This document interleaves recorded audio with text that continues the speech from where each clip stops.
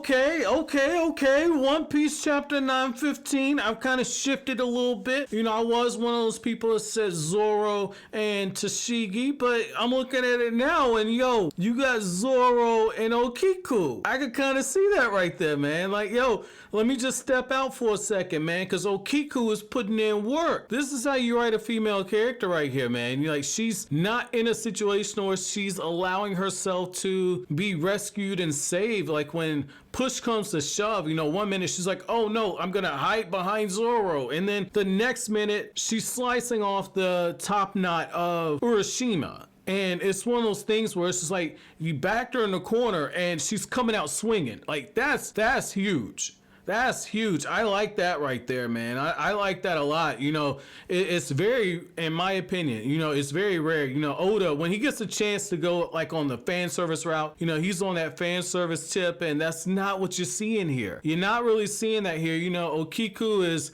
completely covered up, battle first, driven. Like Okiku is putting in the work in the same way that Zoro does. Like they on that same wavelength right there. Like when push comes to shove and Zoro gotta fuck some shit up, Zoro fucks some shit up, man. And that's like the badass part right there. And you just see those strong values right there to where Okiku says, surely you jest. Is that how low that your heart is? And it comes right after, you know, they get this whole spiel of, oh, we're part of the warrior class and we can do whatever we want. You commoners, you're nothing but chattel. You're seeing a strong code. It's almost like that samurai code that you see. And if I'm not mistaken, last chapter, you know, they did say that Okiku was actually a samurai, and you know, the other person in the tea shop said that, hey, like I've heard her say that she can handle a sword, but I've never actually seen her use it. You know, she's putting in the work, and you know, even Luffy's on that fanboy tip right now. Where Luffy's like, man, that is so sweet, man. Okiku is so awesome. This is starting to get fun, and even Zoro's looking at it and says like, okay, this is getting interesting now. This means that the boss is coming. It's like they are just escalating things very quickly. It's like whatever plan that they had,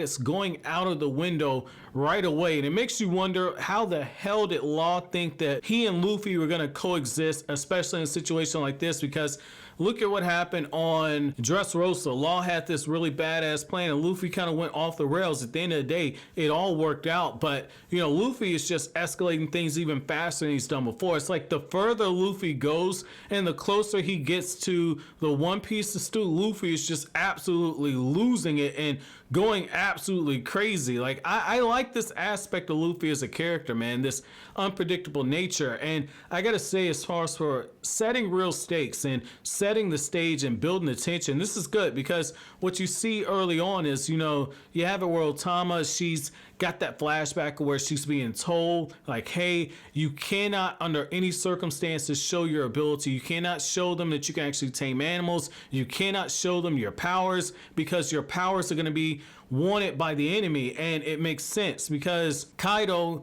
is a freaking beast, and all these smile devil fruit people that have all these abilities, they're all animal like, and so it would make sense that somebody like Kaido would want her ability to tame animals, because this would allow him to perfectly control the people that are in his charge. So that was a really nice addition right there. I thought that, you know, Oda's kind of setting you very early on that like this is the route that he's going. It really makes me wonder, is this really going to be a long arc? Is this going to be a long arc, or is this going to be more so on the shorter side? Because I mean, we're just coming from Whole Cake Island, and I know we had Reverie, and Reverie was pretty short, but the way that things are escalating right now, this feels like this is almost like a prelude to the real arc that is coming. I don't necessarily think that we're in that portion right there, but I definitely know that Oda typically goes long arc and then short arc. So it's going to be interesting to see if Oda kind of extends this, because if we're already getting to a point where Luffy and Zoro were like, hey, let's go ahead and get the boss of this town right here,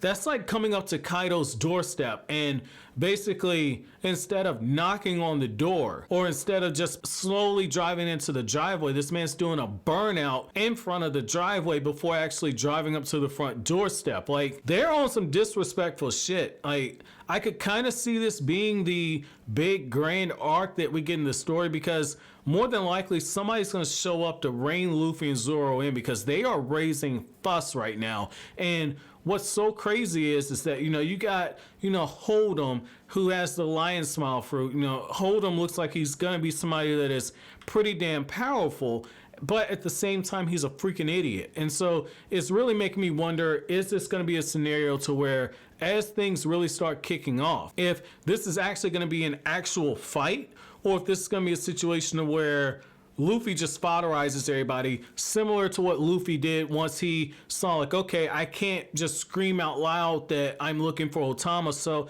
I'll just use the Supreme King Haki and I'll just knock everybody out, and then we'll start going in and looking for Tama in that way. So I thought that, again, that was pretty cool. I like how, Zoro says, what the hell did you just do? Luffy says, oh, I just used Haki, it's no problem. And that's what's really interesting here, is when you look at this next aspect, or it might have been Kiku asking, but when you look at this next aspect here, Urashima is in a situation where he's just been dominating everybody. He's broken 98 bones. He's taken out, I believe they said, 19 different challengers. 4 of them have gone missing. He's knocking people clean across the town.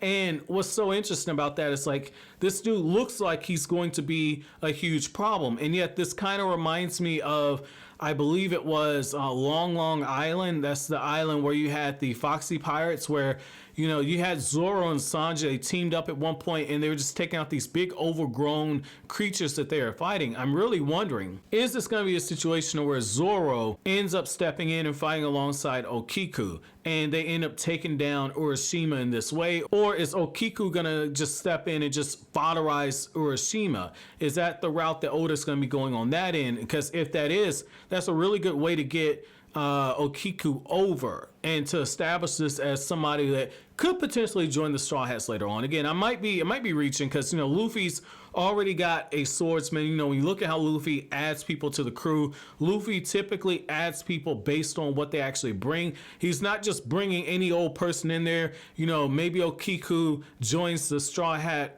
fleet that Luffy has. Maybe that's something that happens. But as of right now, this is a character that's Oda's given a lot of focus to. But at the same time, Oda, I don't know if, like, maybe he's just kind of pumped the brakes on, the other characters like Nami and Rebecca and Vivi, and just, purposely developed them the way they did. But, with a character like Kiku stepping in and just getting down to business this very quickly and having this strong resolve, I totally love it. Like, I love female characters that are in that. Like, Kiku's really reminding me of a more aggressive version of Urza, while also being more reserved. I know that kind of pisses some of you guys off when I make the fairy tale references, but that's kind of the vibe that I'm getting here. However, my chapter question to you guys is, where would you rank Kiku in terms of being one of the best female written shonen characters in One Piece? Let me know what you guys think down in the comment section below. But as always, guys, if you like anything I had to say, don't forget to comment, rate, subscribe, and share. Thank you so much for watching all the way to the end. Have an awesome day, guys.